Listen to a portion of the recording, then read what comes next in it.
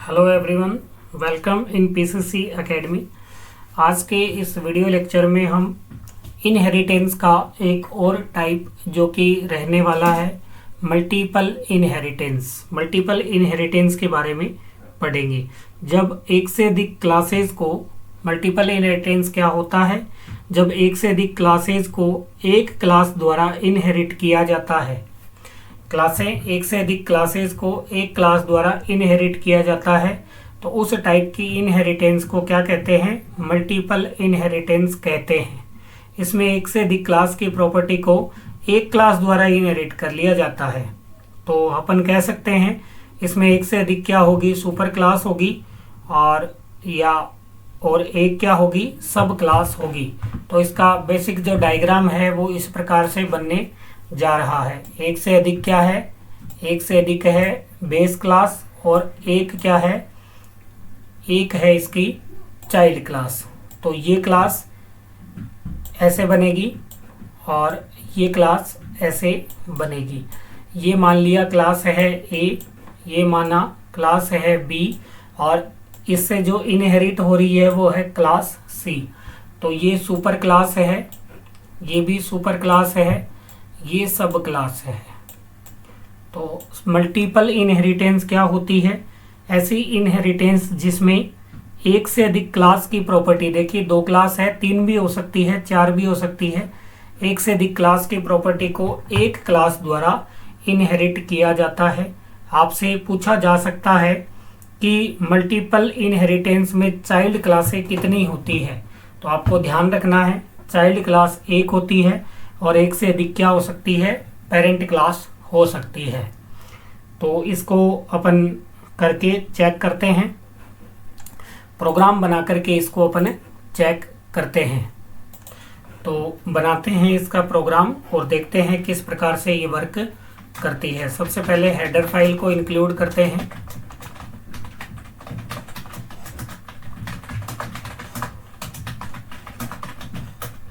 ठीक है, अब मैं इसमें बनाना क्या चाह रहा हूँ वो आपको मैं बता देता हूँ।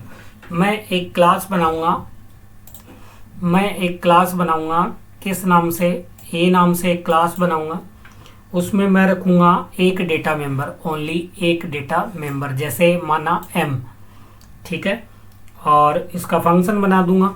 फिर मैं एक क्लास बनाऊंगा बी नाम से, उसमें भी एक डेटा मेंबर मैं रखूंगा, जैसे मैंने रखा एन।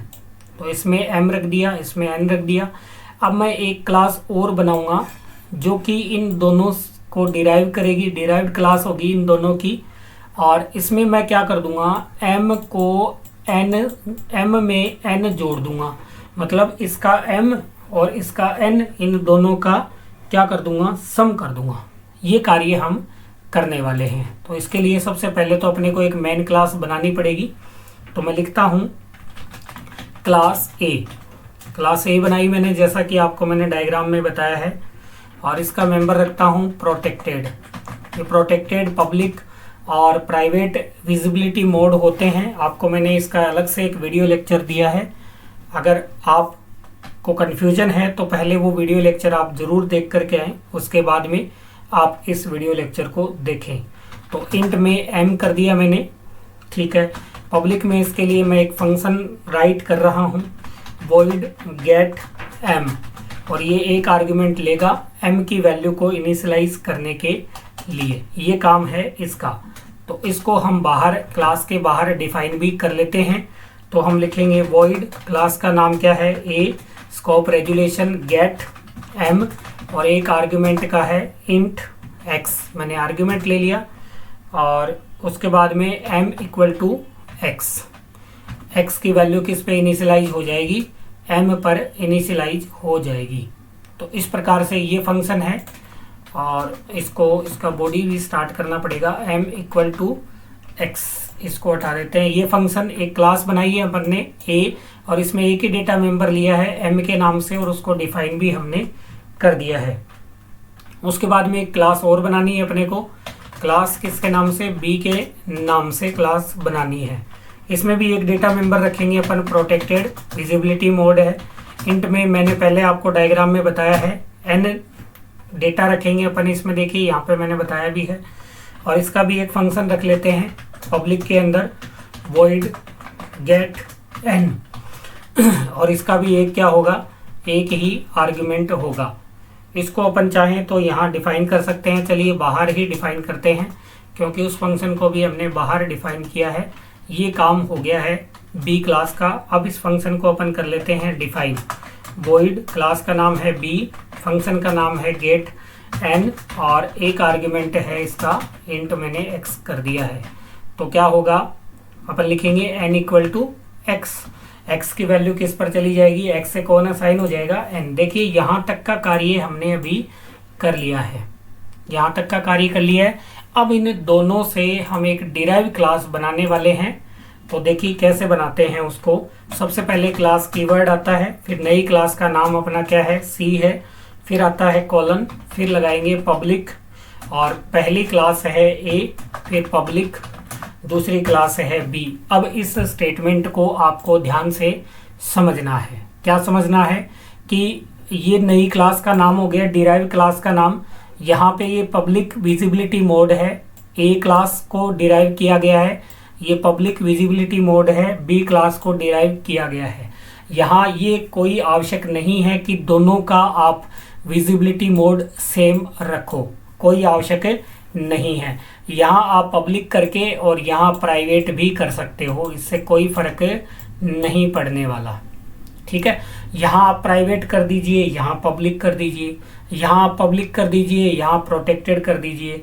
मेरा कहने का मतलब है यहाँ सेम रखना आवश्यक नहीं है। और जब हम एक से ज़्यादा क्लासेस को डिराइव करते हैं तो आपको ये भी ध्यान रखना है कि बीच में हम कॉमा सेपरेटर का यूज करते हैं। किस सेपरेटर का यूज करते हैं, देखिए यहाँ पे मैंने कॉमा लगाया है, तो ये आपको ध्यान में रखना है। जब दो या दो से अधिक क्लासों को एक साथ इनहेरिट करते हैं तो बीच में किसका यूज करते हैं, कॉमा सेपरेटर का यूज करते हैं।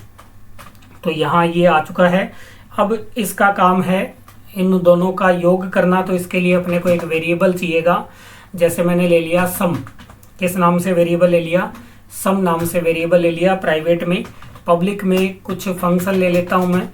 पहला void सम नाम से मैंने फंक्शन ले लिया सम करने के लिए, और void उनकी वैल्यू डिस्प्ले करने के लिए एक मैंने फंक्शन ले लिया void डिस्प्ले। ठीक है, void, हाँ बाहर इसको डिफाइन कर लेते हैं। void क्या, सम,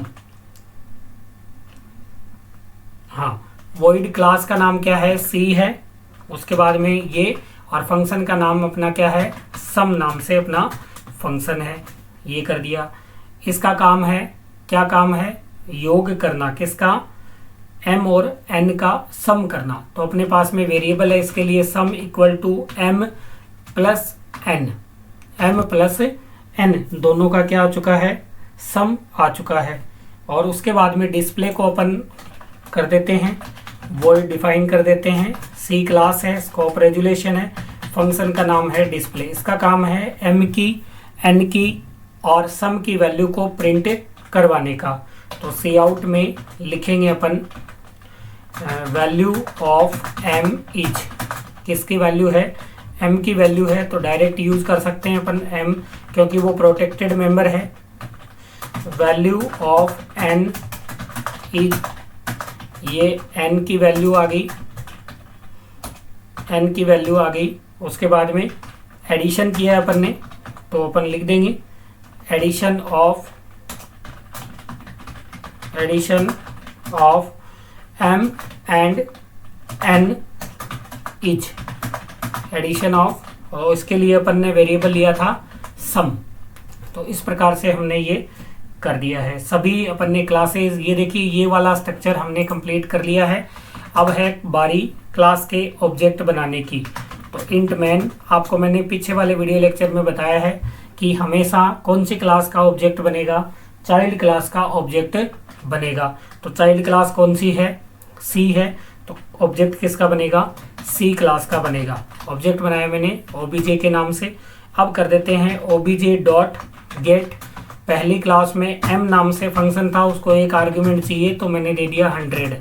फिर ओबीजे डॉट गेट, दूसरी क्लास में n नाम का फंक्शन था, उसको मैंने दे दिया 200। अब उनको दोनों को ऐड करना है तो क्या लिखेंगे, ओबीजे डॉट फंक्शन का नाम है ऐड और ओबीजे डॉट डिस्प्ले करवाने के लिए फंक्शन का नाम है डिस्प्ले और रिटर्न स्टेटमेंट अपन ने लिख दिया है। इस प्रकार से हमारा मल्टीपल इनहेरिटेंस वर्क करता है। इसको रन करके अपन चेक कर लेते हैं, बिल्ड करते हैं। यहाँ पर एरर है, बिल्कुल एरर है, सेमीकोलन हमने यूज नहीं किया है। ये छोटी मोटी गलतियाँ किसी भी प्रोग्राम में आपसे भी हो सकती है, लेकिन मेन बात है आपको गलती निकालना आना चाहिए। एरर तो कोई भी कर सकता है, लेकिन उस एरर को अपने को निकालना भी आना चाहिए। अब देखिए यहाँ पे क्या एरर है, void c सम कॉन्फ्लिक्ट, क्योंकि सम फंक्शन का नाम भी है। इसको मैं कर देता हूँ आपकी जानकारी के लिए c कर देता हूँ और ये फंक्शन अपन कर देते हैं ऐड। ठीक है, ये कर देता हूँ मैं ऐड। आप इससे कंफ्यूज आपको बिल्कुल भी नहीं होना है। यहाँ पे अपन ने क्या नाम लिख दिया है, c नाम लिख दिया है। अब यहाँ पे ऐड बराबर नहीं करेंगे, अपन क्या करेंगे, c equal to m plus n।